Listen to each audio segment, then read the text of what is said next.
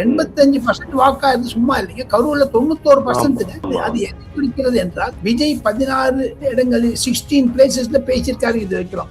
கரூரை அவர் போன இடத்துல எக்கச்சக்கமான கூட்டம், ரோடு முழுக்க கூட்டம், தேனி மாதிரி வர்றாங்க, ஈசல் மாதிரி வர்றாங்கலாம் சொல்றாங்க. ரெண்டுத்தையும் சேர்த்தீங்கன்னா அந்த 85% கைக்குள்ளாரு.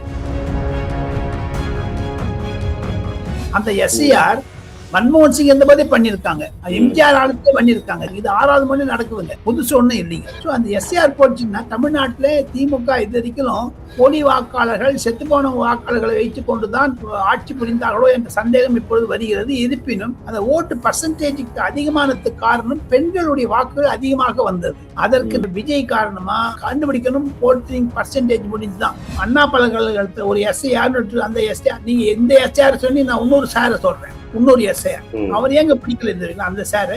ஸோ அந்த சாருக்கு இந்த சாருக்கு கனெக்ஷன் கேட்டீங்கன்னா மாநில ஈஸியாக பார்த்தீங்கன்னா விஜய் ஆட்சிக்கு வந்தவுடன் பிடிச்சிருவாங்க. திமுக ஆட்சி வராது என்பது டெல்லியில் முடியாகிவிட்டது. பர்சன்டேஜியாக பார்க்க போனால் எனக்கு வரக்கூடிய தகவல்கள் படி மேக்சிமம் 20% போகுங்க. நம்ம சீட்டு வழியா பேசலாம். 234 சீட்டு மொத்தம். விஜய் ஒரு 40 சீட்டை பிரிச்சிருவாருங்க. முதல்ல சர்ச்சுக்கு மண்டிட்டு போனாரு. அப்ப யாரு கேட்கல, அப்படியே மாட்டாங்க. இப்ப நாளைக்கு மறுநாள் ஒரு மசூதிக்கு போறாரு. நம்ம தமிழ்நாட்டுக்கு மசூதி அதுக்கே சொல்ல போறாங்க. நாகூர் இடத்துக்கு போய் அங்க தொழுதாருன்னா அவர் சமதர்மம் எல்லா மதம் சம்மதங்கிற மாதிரி தான் போறாரு. இவங்களுக்கு ஏன் வாய் தெரியுது.